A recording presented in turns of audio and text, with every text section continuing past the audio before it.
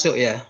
Iya, Iya, nggak websitenya bisa problem, masuk, Pak. Pak. Ya, paham. Iya, saya dapat dari kelas lain rame juga di WA teman-teman dosen ada kesulitan, tapi saya buka di MyITS yang lainnya nggak ada masalah.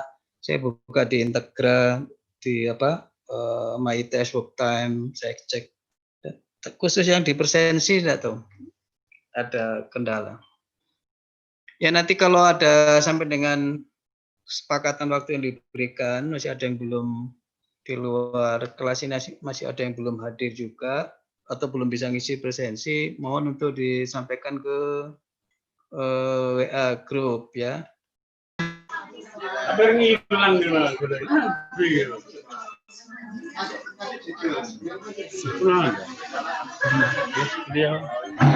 Oke, kita mulai kuliah kita hari ini masuk ke materi isolasi vibrasi dan problem yang dihadapi gitu ya. Terutama dalam desain, termasuk nanti dalam tataran praktis mungkin minggu depan ya. Minggu depan, dan rasanya juga atau nanti saya bisa kuliah penuh enggak hari ini karena saya ada agenda lain gitu, mudah-mudahan belum dipanggil gitu karena ininya kuliah Zoom meetingnya katanya jam 2.30 ya, mudah-mudahan nanti jam 2 tidak dipanggil duluan masuk. Saya kira itu dari saya sebagai prolog. Kemudian kita masuk ke materi. Sebentar, ada yang mau gabung temennya. Oke, saya mau share screen.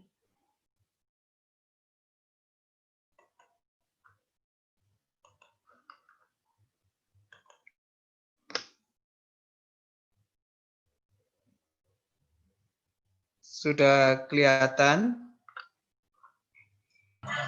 Sudah, Pak. Ya. Jadi kita kemarin sudah bicara di masalah isolasi vibrasi atau isolasi getaran. Ada dua yang dilakukan untuk melakukan tuning untuk mereduksi atau mengurangi vibrasi.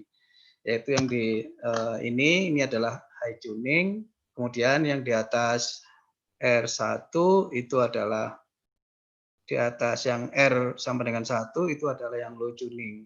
Nah, kedua ini adalah pilihan dikaitkan dengan driving force atau frekuensi pembangkitannya gitu ya. Untuk sebentar ada yang untuk yang jadi permasalahan adalah ketika kita memilih untuk resonan frekuensi berapa dari sistem yang kita pilih supaya frekuensi kerja yang nantinya kita gunakan itu tidak mendekati dari daerah di mana sudah membahayakan karena ada amplifikasi dari amplitudenya. Nah, oleh sebab itu maka dalam bahasan kita kali ini kita akan membahas mengenai untuk isolasi getaran dikaitkan nanti dengan dalam desainnya. Untuk itu kita lihat pada screen berikutnya.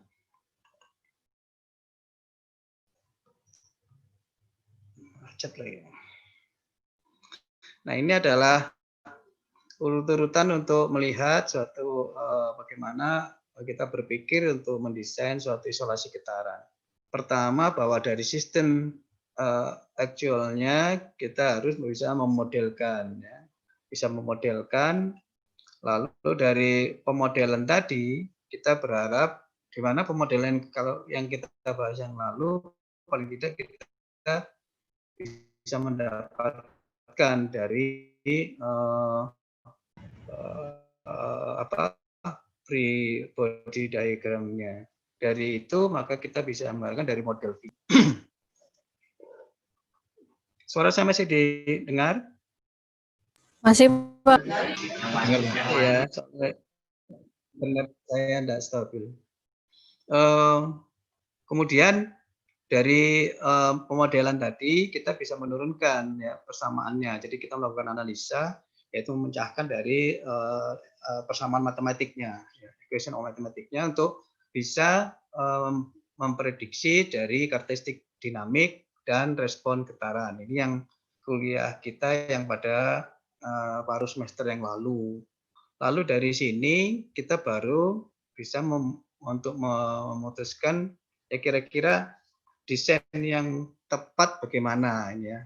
Nah, ini pertama adalah memilih parameter fisik. Di antaranya adalah yang kita tahu ada K, lalu ada C atau dikaitkan dengan damping ratio-nya, kemudian omeganya. Ya, omega dikaitkan dengan omega yang dari penggerak atau frekuensi geraknya itu berapa gitu ya. Lalu ini baru mengubah sistemnya. Bisa isolasi, bisa absorber. Nah, untuk yang isolasi kita baru masuk ke isolasi. Sementara kalau absorber itu umumnya adalah kalau isolasi ini adalah tanpa menambah massa. Biasanya kita bermain untuk di K, C gitu ya, di K, C dan omega yang kita bisa ubah. Maksudnya omega dari mesin putar atau dari gaya geraknya. Sementara kalau absorber ini umumnya adalah menambahkan massa. Karena menambahkan massa, maka kita tahu bahwa koordinat dari sistemnya akan berubah. Yang kalau di sini isolasi ini hanya SDOF. Sementara kalau absorber itu akan menjadikan dia karena menambahkan massa, jadi dia akan berubah menjadi lebih dari 1 derajat, ya tergantung massa yang ditambahkan. Sebentar.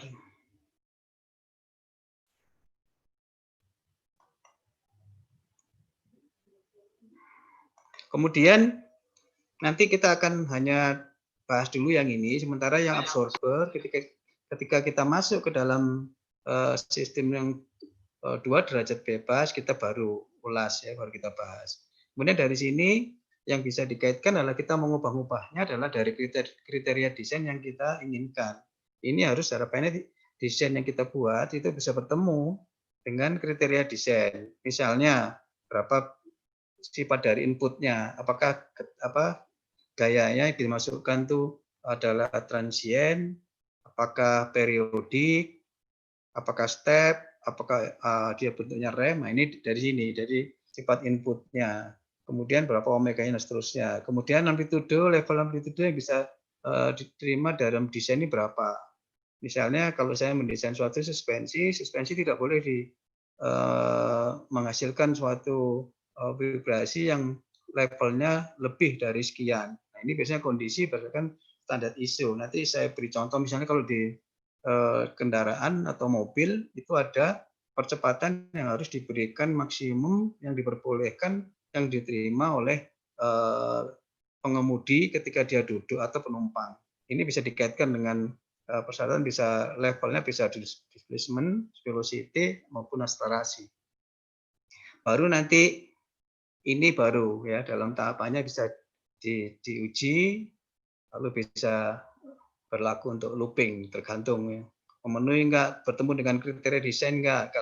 Kalau dia tidak berulang. Kalau dia sudah oke selesai berarti sudah pekerjaan kita selesai. Itu. Berikutnya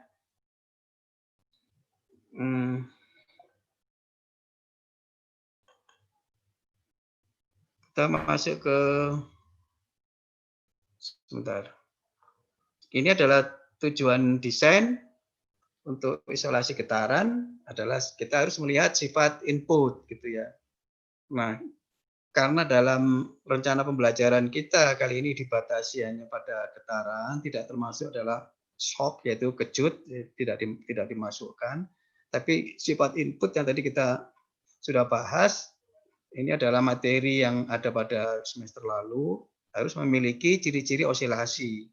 Kalau dia tidak mempunyai ciri-ciri osilasi, maka dia tidak bisa diselesaikan untuk desain isolasi getarannya.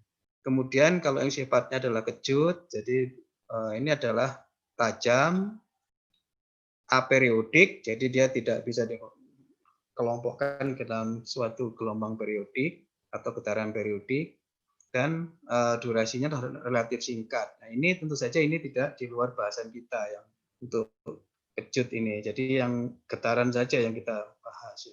Untuk yang shock tidak ya. Kemudian tujuan desain.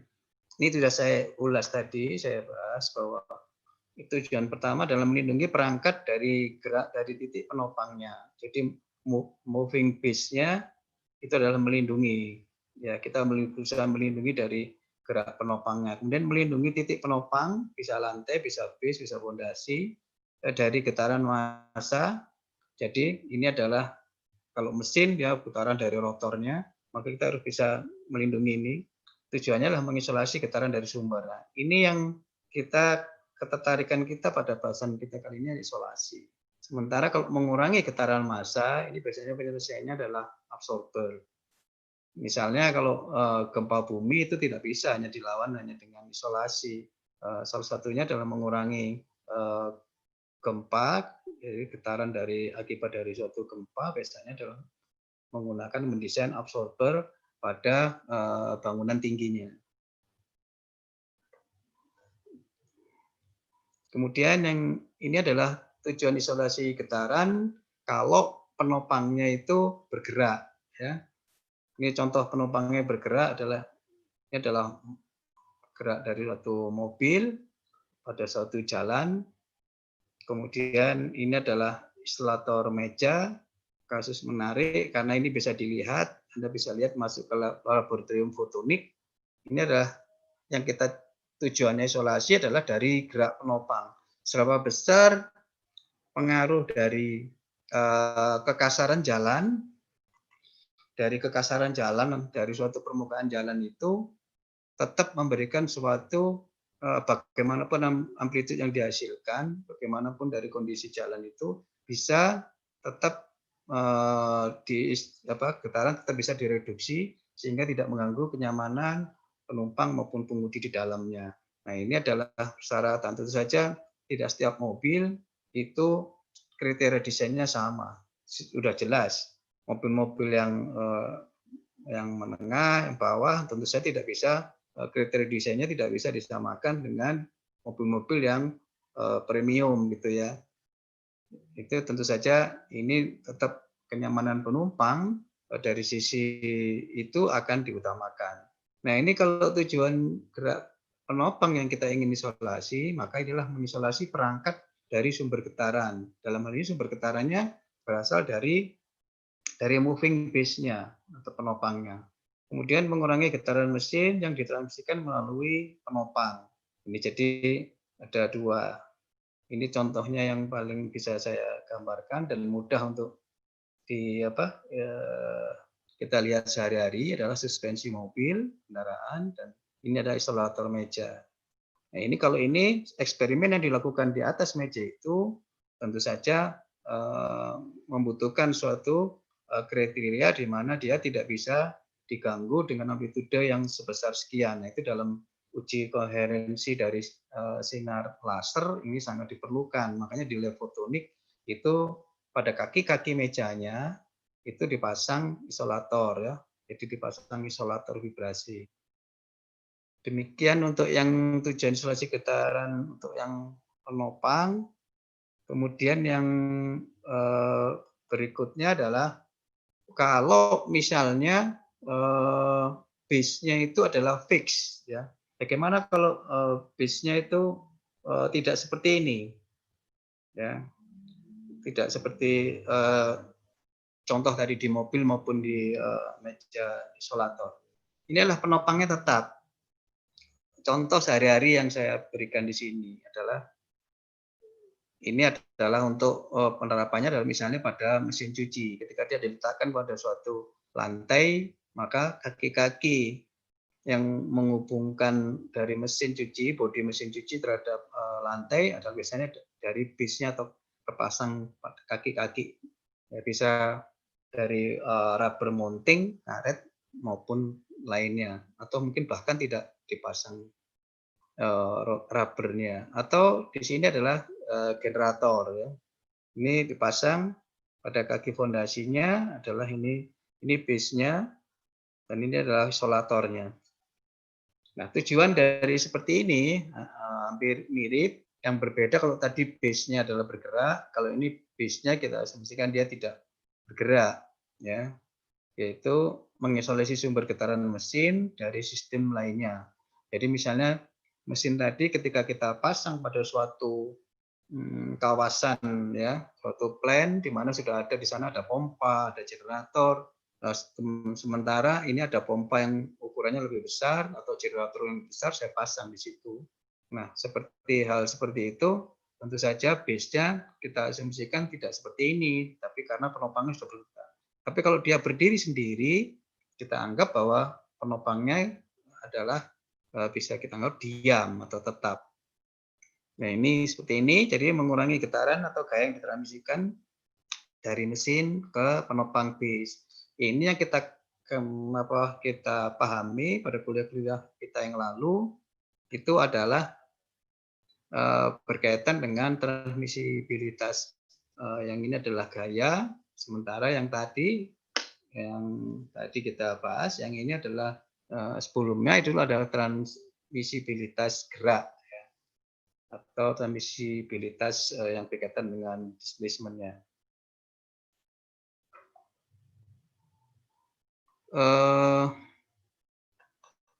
Sebentar, saya lihat.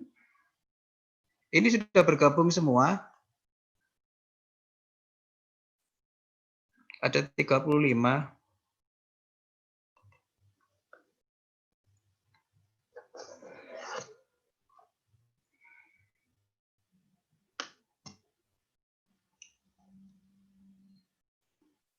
Saya belum bisa masuk ke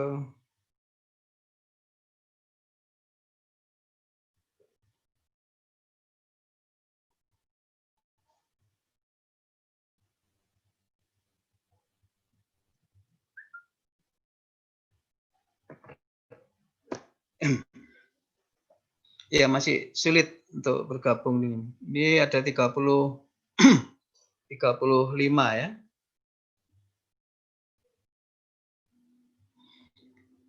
Nah, ini untuk review saja. Ini pernah saya berikan materi ini. Kita review untuk kondisi 2, saya ambilkan dari buku Inman halaman 398.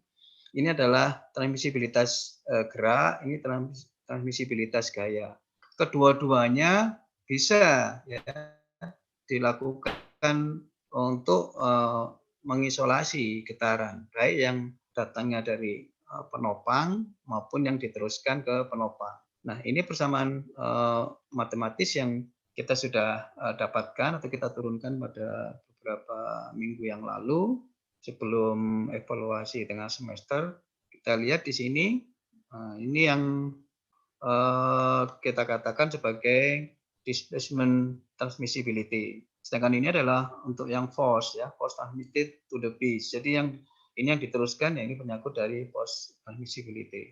Nah, kalau kita lihat di sini, maka kita tunjukkan bahwa kalau Ft per F0 itu adalah yang kita kenal dengan transmisibilitas. TR, ini juga sama TR.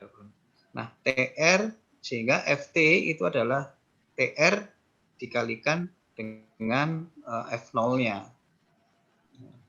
Berapa besar energi yang ditransmisikan itu sangat menentukan berapa kuat amplitude vibrasi yang terukur pada kaki fondasi untuk yang ini, yang transmisi gaya, ya, transmisibilitas gaya. Kemudian kalau yang transmisibilitas gerak adalah seberapa besar energi getaran yang diteruskan oleh kaki fondasi yang akan mempengaruhi dari vibrasi dari sistem. Ya, ini tentu saja kedua hal ini akan dihadapi. Kalau pada sistem suspensi mobil, kedua-duanya akan dialami. Kedua hal ini dijumpai. Ambil contoh misalnya vibrasi pada mesin dengan penggerak bensin, itu bagaimana energi tadi tidak diteruskan dengan energi yang sebanyak-banyaknya untuk diteruskan ke bodi mobil lalu masuk ke kabin penumpang. Tentu saja ini tidak diinginkan vibrasi dari mesin. Atau sebaliknya, vibrasi dari penopang itu juga tidak diinginkan, energinya akan diteruskan secara penuh tanpa ada pengurangan ke semua dudukan dari penumpang maupun driver. Waduh, suaranya merdunya ini.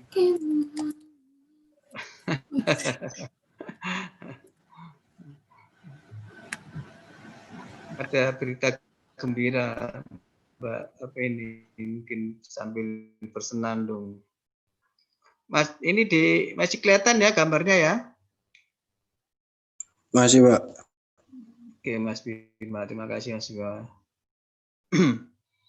Kita lanjut pada contoh dari getaran mesin yang sering kita jumpai dalam praktek-praktek di teman-teman di industri gitu ya. Contoh misalnya mesin ada fan, centrifugal pump, kompresor, generator, dan semua ya berkaitan dengan turbin kecil besar, mesin cuci. Lalu yang berikutnya adalah ini semuanya contoh lagi apa yang misalnya sentrifugal aksial ya, pompa aksial dan seterusnya.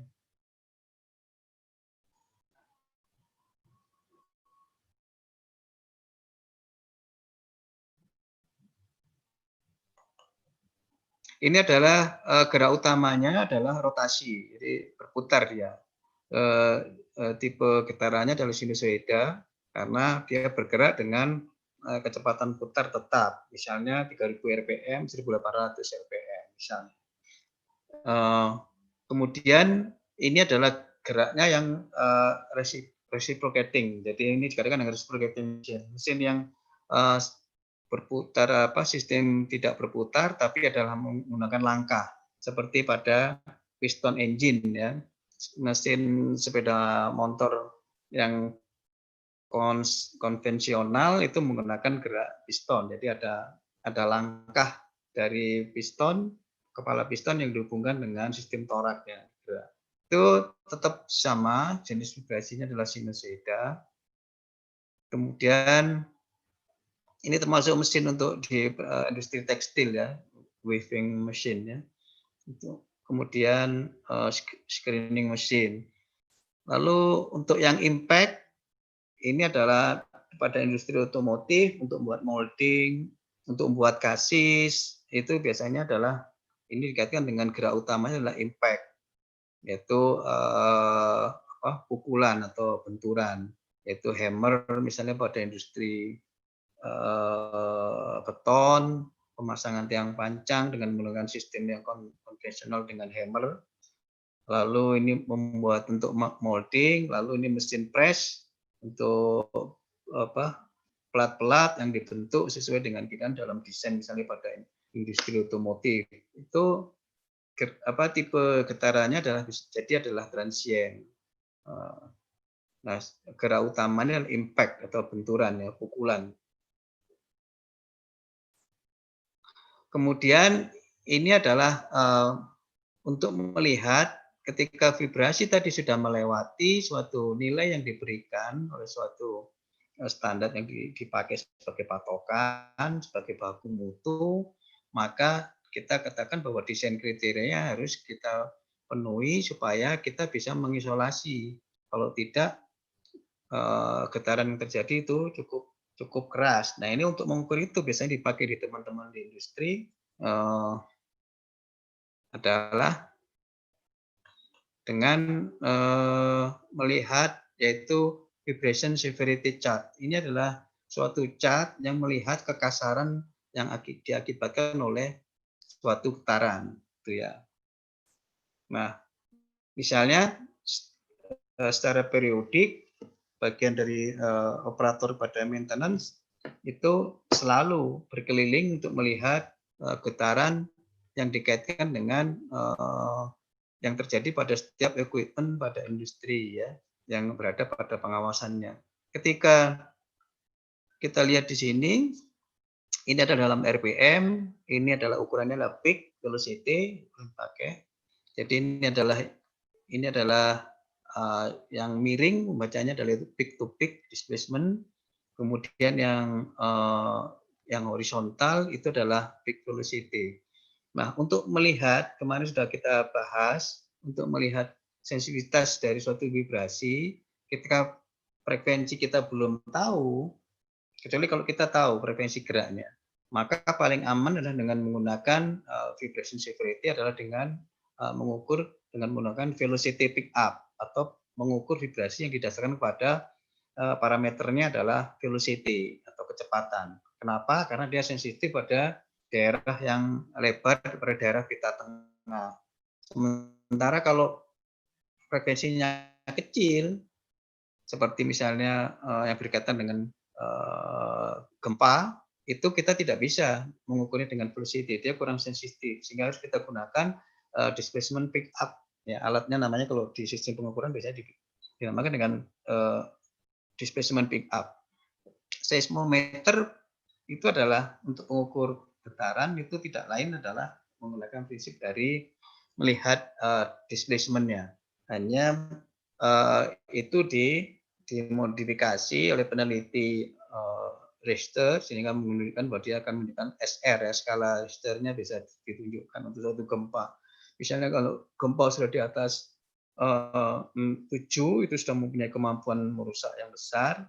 Kalau 9 tidak ada yang bisa bertahan. Kalau SR sampai 9 SR dengan maksimum 10 nilai maksimum. Itu yang contoh yang Anda sudah sering mengikuti dalam berita ya. Ini adalah untuk melihat. Jadi kalau kita sederhana saja, kalau saya ukur pakai peak velocity, sensor velocity pick up, ataupun yang model proximity, banyak ya modelnya banyak ya. Kita ukur, RPM-nya kita ukur di sini. Kalau dia masih hijau, ini mesin baru, biasanya di daerah hijau ini. Ketika dalam perjalanan waktu, kita lihat dia masih bisa direkomendasi kalau kuning. Nah, ketika sudah tingkat kekasaran vibrasi itu sudah mendekati dekat-dekat batas kuning daerah yang marginnya ada di atas. Nah, ini mulai dia secara manajemen harus memberitahu bahwa mesin tadi sudah waktunya untuk dilihat ya. Jadi di overhaul ya. Atau bahasanya shutdown dulu. Nah, masalah seperti ini kemarin mungkin menarik kalau Anda ikuti di perkuliahan ya, di mini course yang kemarin membahas mengenai predictive maintenance. Ini basisnya adalah ini. Kita baru melihat lebih ke arah mikronya itu ketika kita melihat penyebabnya apa ini pada mesin ini kok bisa vibrasinya naik dengan cepat gitu ya. Kemarin kok makin kasar vibrasinya. Nah, ini kita bisa lihat detailnya. Kalau mesin, apakah penyebabnya pada rotornya yang tidak balance, apakah pada porosnya yang mungkin sudah mulai bengkok, apakah pada kasus ini adalah bearing, ini adalah yang berkaitan dengan bearing, ya, apakah pada bearingnya sudah mulai aus segala macam. Nah, ini ditunjukkan di sini, ya, ini standar pada beberapa standar kita lihat ini adalah untuk mesin yang hanya termasuk bukan high speed ya, bukan high speed mesin. Jadi yang relatif yang menengah ke bawah mesinnya. Ini hijau ini adalah good ya, untuk yang good hingga ke very good. Yang ini lumayan lah ya, cukup lah. Tapi kalau yang merah ini yang sangat kasar, ini tidak dibolehkan. Ini standar PDI Jerman atau ISO yang diangkat ya. Kemudian ini adalah model ya, pembacaan lain yang dipegang teman-teman di industri berdasarkan dari IRD kalau nggak salah ini ya. Saya ambil dari Mac Analysis, Copyright 2003, saya ambil data dari sini. Ini cara ininya sama saja dengan tadi. Kita bisa melihat ini adalah yang horizontal ada frekuensi, kemudian yang ordinatnya ini adalah velocity, ini displacement, tapi ini Amerika ya, basis Amerika, jadi dia mesti menggunakan imperial unit atau British unit ya. Untuk satuan untuk displacement dia menggunakan mils ya. Mils itu ada peak to peak atau menggunakan micron peak to peak. Kalau velocity dia menggunakan IPS ya, sering disebut IPS atau inch per second ya, in per detik. Kalau di yang Anda kenal di negara-negara yang tidak menggunakan British unit itu menggunakan satuan metrik ya. Kemudian untuk yang ini adalah akselerasi. Akselerasi dia menggunakan untuk G yaitu kaitan dengan G-force yaitu. Jadi percepatan gravitasi bumi ini. Ini sama grafiknya cara melihatnya ya. Jadi bisa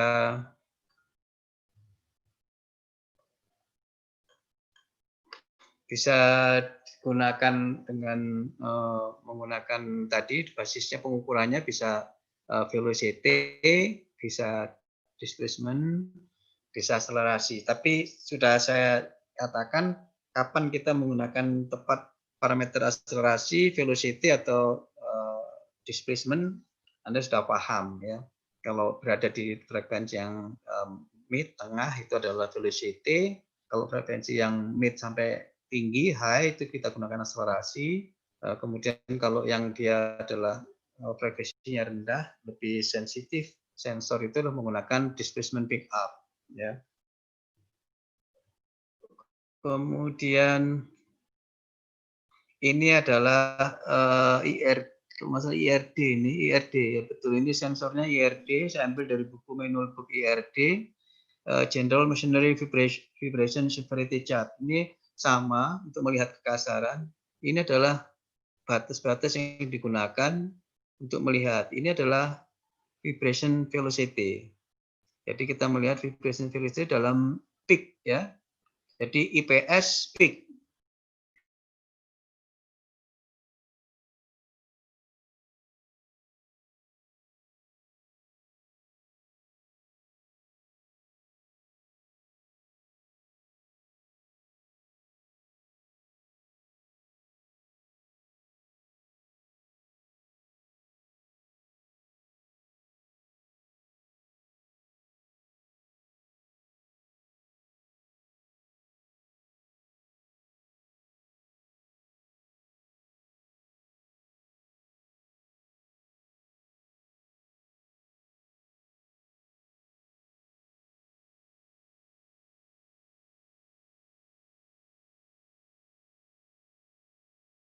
Ya, jangan sampai mesin itu berada pada kondisi yang sudah ekstrim di sini, karena itu risikonya akan banyak. Ketika tadi mesin tadi trip tiba-tiba KO, maka konsekuensi logisnya dia akan mengganggu produksi kalau di industri. Sehingga kenapa dalam perawatan mesin yang berbasis predictive maintenance (PDM) itu harus diketahui arah dari kecenderungan dari suatu level vibrasi sebelum dia masuk ke dalam suatu kondisi yang kritis. Itu harus sudah di warning. 2 minggu ke depan disampaikan ke manajemen bahwa produksi akan dihentikan karena ada pemeliharaan pada mesin nomor sekian sekian sekian. Nah itu informasi seperti itu sangat diperlukan dalam perawatan mesin yang berbasis dengan prediktif, tidak lagi berdasarkan breakdown ya, namanya breakdown maintenance. Jadi breakdown maintenance itu ngenteni atau nunggu mesin rusak baru kita melakukan perbaikan. Itu sudah tidak umum lagi atau jauh sejak yang lama sudah ditinggalkan dengan cara-cara maintenance seperti itu. Paling tidak yang paling rada-rada mending adalah dengan sistem yang kita katakan dengan schedule maintenance. Jadi maintenance yang terjadwal itu masih mending, tapi itu juga sekarang sudah ditinggalkan. Jadi harus masuk ke control room, semua data vibrasi dari setiap mesin-mesin putar maupun reciprocating itu harus ada datanya ada, lalu dilihat apakah melewati batas yang sudah diizinkan. Ada batas yang dikatakan dengan alert ya, suatu peringatan pertama, peringatan kedua. Nah, sudah peringatan kedua langsung dari situ diprediksi kecenderungan grafiknya dia akan terjadi melewati batas terakhir, limit terakhir itu adalah beberapa hari ke depan. Nah, itu harus sudah dilakukan antisipasi. Mana yang rusak juga udah tahu kalau prediktif. Kalau yang rusak bagian dari rotor, yang dibuka rotornya aja. Kalau pada sistem yang reciprocating, kalau pada susunan rantai atau mungkin bearingnya itu sudah bisa dilihat sejak awal. Jadi orang akan menyediakan untuk pengadaan berkaitan dengan itu. Tapi kalau dibiarkan rusak dengan cara maintenance yang berbasis breakdown, tentu saja ketika rusak baru bongkar total, ya. Baru ketahuan mana yang rusak. Itu adalah pemborosan, ya, karena kita bisa jadi membeli sesuatu untuk persediaan untuk barang yang rusak, tapi kita sendiri tidak tahu yang rusak nanti kira-kira mana. Itu. Lalu ini pemilihan isolator mengacu pada persen efisiensi, di mana isolator efisiensi itu tidak lain, kita bisa baca bahwa isolasi itu adalah bisa ditentukan dalam 1%, dalam satu persentase tertentu, yaitu berdasarkan dari TR atau transmisibilitasnya. Jadi 1 min TR dikalikan dengan 100%, itu dapat nilai dari persen efisiensi untuk isolatornya.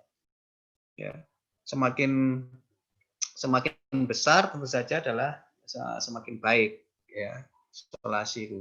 Tapi tentu saja kita harus memilih berdasarkan kriteria desain yang tepat. Bisa jadi baik tapi harganya mahal dan itu tidak diperlukan sampai segitu. Itu nanti kita dalam praktek beberapa mungkin minggu depan kita bisa tunjukkan itu. Kemudian ini adalah jenis mounting base pada isolasi vibrasi. Ini ada jenis rubber mount yang umum digunakan pada sistem dudukan pada mesin-mesin mobil dalam berbagai ukuran. Lalu di industri mesin-mesin penggerak, mesin-mesin bakar itu ada umum digunakan. Ini adalah jenis yang modelnya pegas yang strains, jadi press strain tidak diberikan dengan stres tertentu. Ini adalah neoprene, ya, semacam dari rubber juga, tapi cukup keras. Nah, ini cara memasangnya pada dudukan. Ini adalah kaki dari base-nya, ini adalah isolatornya. Ya. Ini bentuk neoprene pad, bantalan neoprene, ini yang fiberglass, lalu ada yang digantung. Ini contohnya kalau pipa-pipa, kalau Anda seringkali kan kalau parkir kendaraan pada bagian dari basement pada suatu gedung atau mall, kalau Anda masuk ke basement, Anda melihat di sana ada jajaran pipa pada bagian dek atas, badak di atasnya, itu seringkali dia digantungkan pada ini dengan memasang dampernya ini.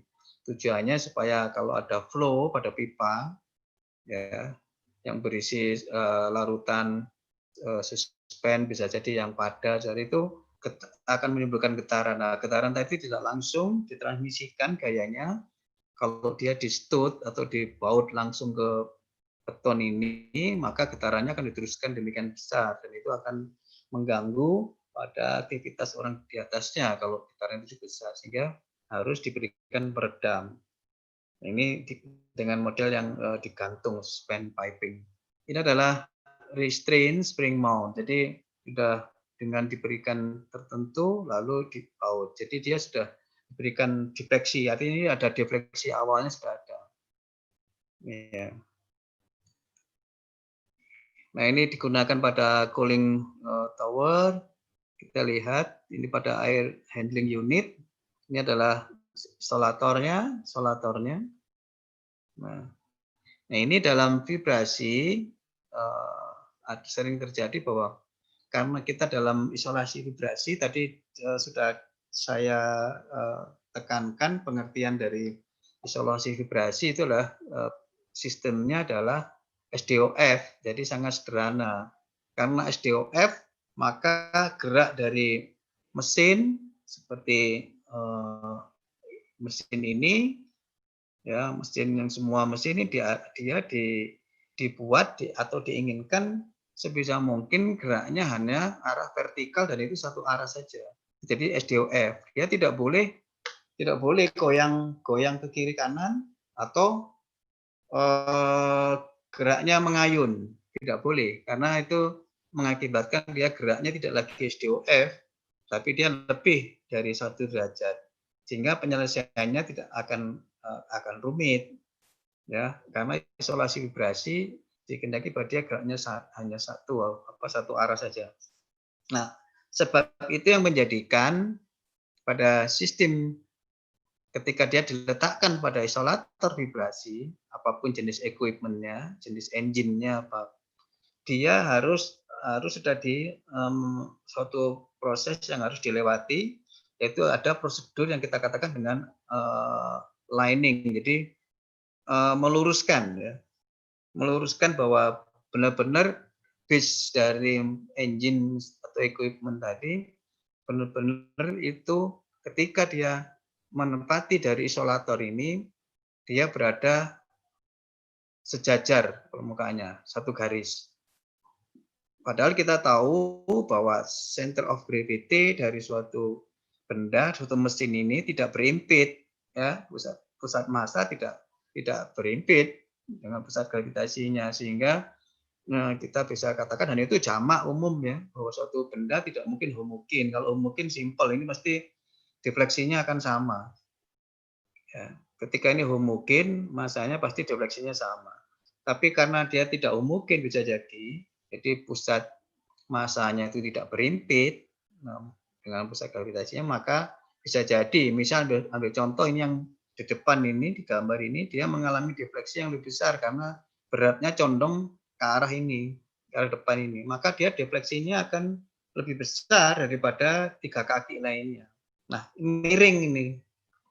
Nah, karena miring harus namanya ada aligning, jadi ada ditembak nih, kalau sekarang dengan laser.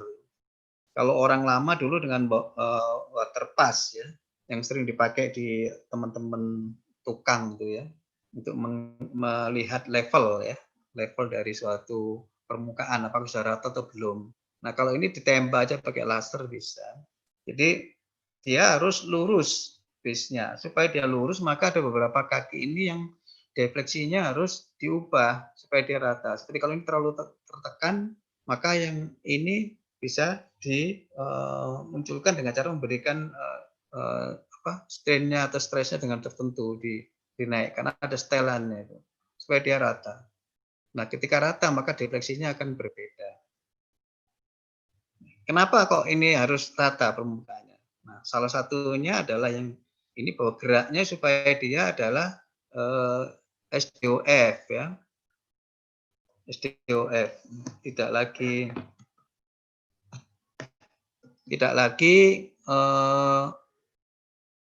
ini ada yang baru masuk ini jam sekian, enggak apa-apa lah.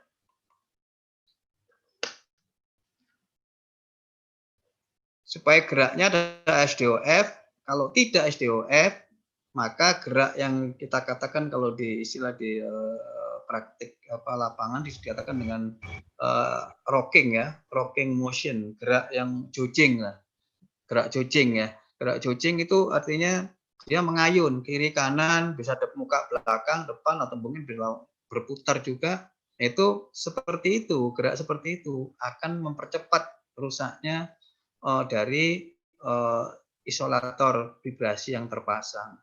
Dan konsekuensi logisnya kalau nanti getaran yang ditransmisikan itu tidak bisa diredam atau melewati batas dari frekuensi naturalnya, karena makin lama dia akan bergeser, frekuensi natural dari sistem vibrasinya akan bergeser mendekati sistem natural dari vibrasi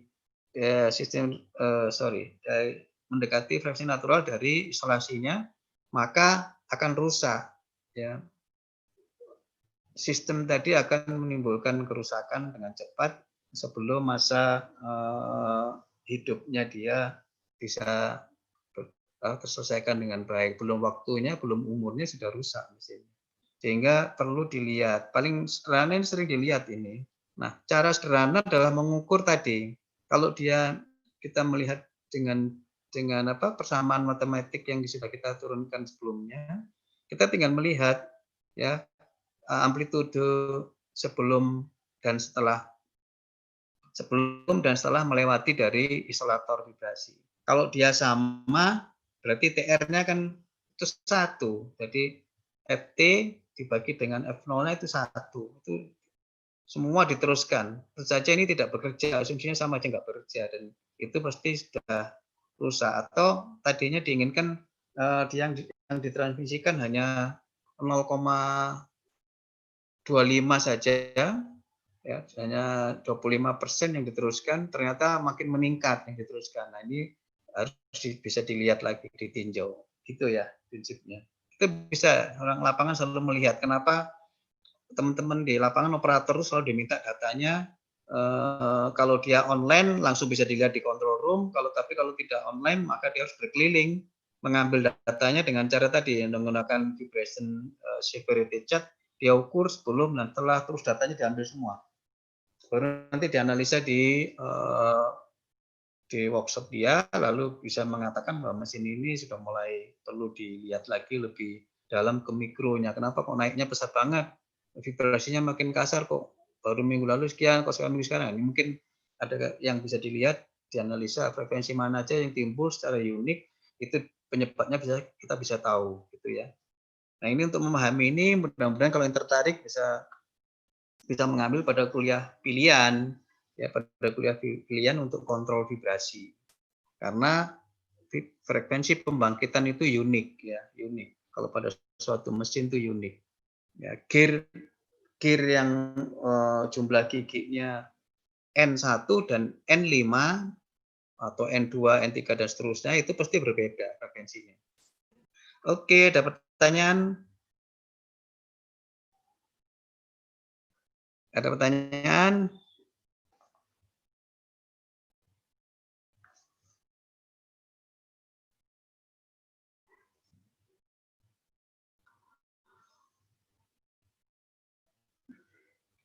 Ini adalah permasalahan dalam desain isolasi getaran, itu adalah ini misalnya ya, untuk kasus yang dikaitkan dengan tadi ya persoalan. Jadi kalau misalnya diberikan ada suatu sistem, biasanya kan diberikan ini, ada massa, lalu ada frekuensi geraknya, lalu ada X, ada Y, jadi ini simpangannya, ya, X-nya bisa pada penopangnya. Lalu hitung TR berdasarkan dua persamaan tadi, transmisibilitas gerak dan gaya. Kemudian pilih ya, pilih dari zetanya atau damping rasionya. Ya. Lalu hitung nih. Lalu hitung lagi KC, omega N itu KC. Lalu pilih ini dari katalog. Hitung gaya yang ditransmisikan. Nah, hitung defleksi statik. Defleksi statik ini yang menentukan kita bisa lari nantinya. Bisa memilih dari jenis isolatornya. Ya. Sebentar.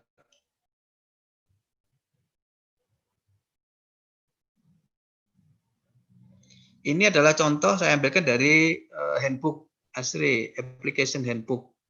Ini adalah contoh dari equipment, ini jenis mesin refrigerasi, jadi refrigerator untuk yang besar, dan chillernya ini reciprocating, centrifugal, jenis mesinnya ini, lalu RPM-nya bisa untuk berlaku untuk semua, lalu tipe isolatornya. Nah, kasus yang memilih yang ini, nanti kita beri case study-nya ya. Ini yang nanti saya harapkan menjadi tugas kelompok ya. Nanti saya beri kasusnya, Anda nanti memilih.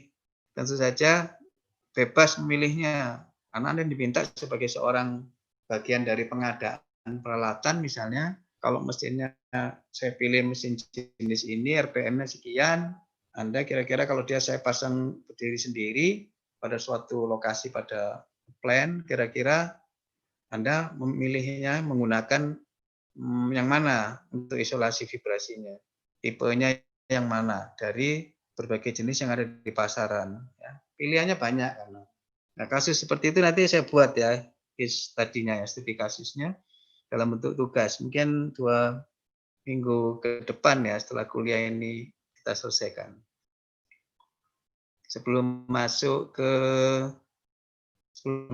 mungkin derajat ya, 2 derajat. Nah, ini bagian dari terakhir. Tolong di foto aja, tolong dikerjain ya, tugas ya. Tugas materi hari ini nanti saya berikan. Saya tidak bisa penuh hari ini, nanti kita gantikan di hari lain. Ada pertanyaan?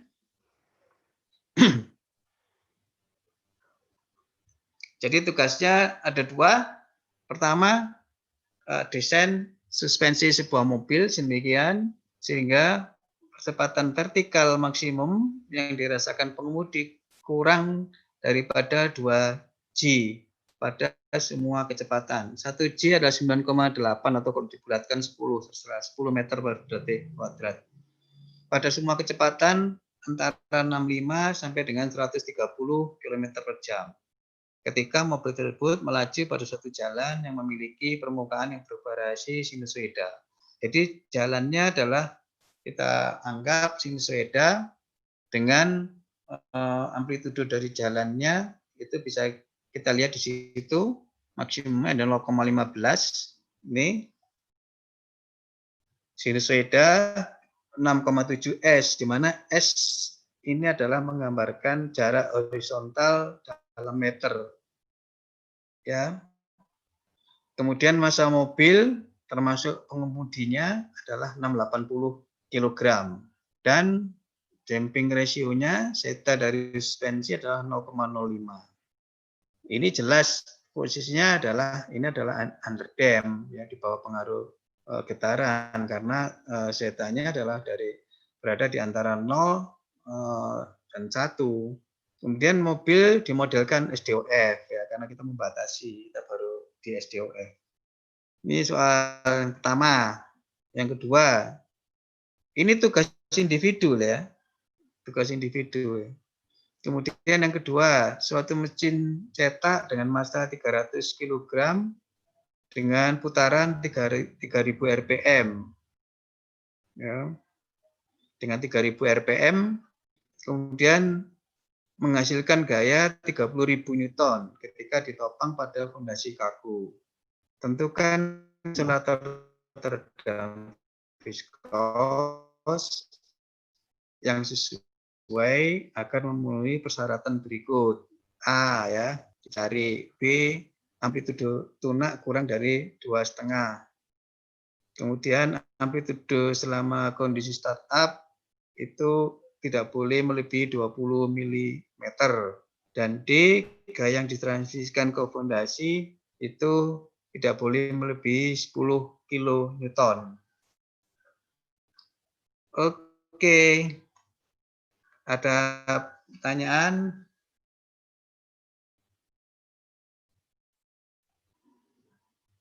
Sebelum saya akhiri,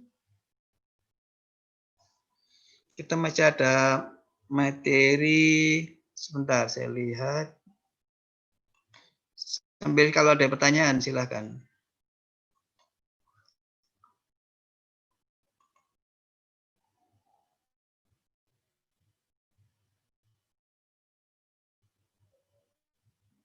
Jadi kita minggu depan masuk di 2 derajat kebebasan, tapi sebelum masuk ke sana nanti bisa jadi saya bawakan mengenai pengantar untuk studi kasus dalam aplikasi dalam penerapan di industri ya untuk memilih tadi.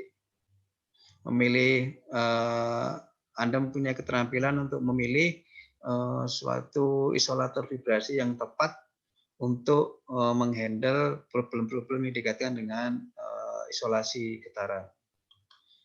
Oke, ada pertanyaan?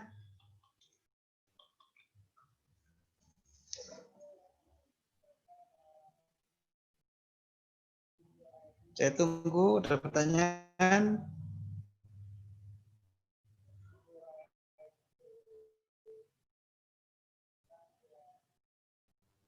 Halo, tidur semua? Iya. Cukup, Pak.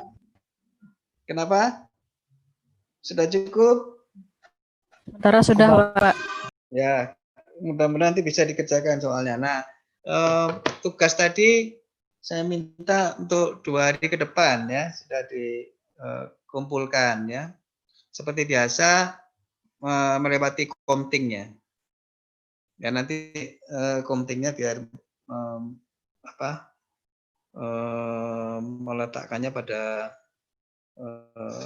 drive tersendiri, saya tinggal melihat itu. Masih ini komtingnya masih siap, Mbak? Mau diganti? Dulu Mbak siapa ya, Mbak Rizky ya? Sama, siapa? Ya, Rizky, Pak. Mbak Rizky masih bantu saya, Mbak Rizky? Masih bisa, Bapak. Masih bisa nggih, matur nuwun Mbak Ria Rizky. Terima kasih banyak. Nanti dikumpulkan di Mbak Ria Rizky saja seperti biasanya. Lalu minggu depan saya coba mengambil kasus-kasus praktis di industri karena saya pernah memegang memberikan materi pelatihan predictive maintenance cukup lama di teman-teman Pertamina di Cepu dulu saya memberikan. Jadi materi itu mungkin yang coba saya ambil yang praktis-praktis paling tidak mengenalkan kepada semua peserta di getaran ini bahwa bisa menghubungkan, bisa narik suatu benang merah antara perkuliahan ini, kompetensi yang didapatkan di sini dengan praktek-praktek di lapangan, terutama yaitu tadi. Jadi ketika kita diminta untuk biasanya di bagian maintenance adalah untuk melakukan beberapa hal yang berkaitan dengan penyelesaian vibrasi, mulai dari untuk balancing, lalu mulai dari untuk lining, lalu mencari sumber permasalahan kenapa vibrasi makin meningkat segala macam. Itu yang saya kira akan kita perkenalkan gitu ya di materi. Materi ini tidak ada di RP. Sebelum saya masuk ke 2 degree of freedom, 2 derajat bebas sebagai suatu sistem transisi sebelum Anda dikenalkan kepada multi degree of freedom pada kuliah pilihan. Jadi hanya mengantarkan saja yang 2 derajat ini. Kemudian kalau bisa dimungkinkan materi terakhir adalah untuk vibrasi pada material solid, jadi bisa batang, bisa plat dan seterusnya, nanti kita lihat lagi ya. Tapi materi ini 2 tahun yang lalu itu tidak terjangkau ya, nggak bisa kejangkau karena ada beberapa libur yang jatuh di hari perkuliahan. Itu ada masukan? Kalau tidak ada, ini saya sudah ada panggilan, ini saya ada Zoom lagi dengan mitra perusahaan di luar. Ini kasusnya juga vibrasi, ini saya diminta menyelesaikan di problem impact vibrasi dan noise di PT Inka ya, yang merancang mendesain LRT di Palembang dan LRT di Jabodebek Jakarta yang kemungkinan tahun 2022 mulai beroperasi untuk yang di Jakarta. Kalau di Palembang sudah kami diminta untuk lab vibrasi, diminta untuk melihat performance ada improving pada floor deck ya, lantai dari LRT. Kita diminta untuk membantu. Ini basisnya vibrasi. Demikian cukup sampai ketemu minggu depan. Mohon maaf minggu ini tidak bisa penuh, mudah-mudahan insya Allah minggu depan saya bisa penuh untuk mengejar sampai jam paling tidak sampai saya masih utang 30 menit ke depan sampai 45 menit ke depan. Begitu. Ada lagi yang mau disampaikan Mbak Ria dan teman-teman? Cukup, Pak. Cukup ya? Cukup, Pak. Terima kasih. Ya, cukup. Sampai ketemu lagi minggu depan. Terima kasih. Saya akhiri kuliah kita hari ini. Assalamualaikum warahmatullahi wabarakatuh. Bisa. Terima kasih, Pak.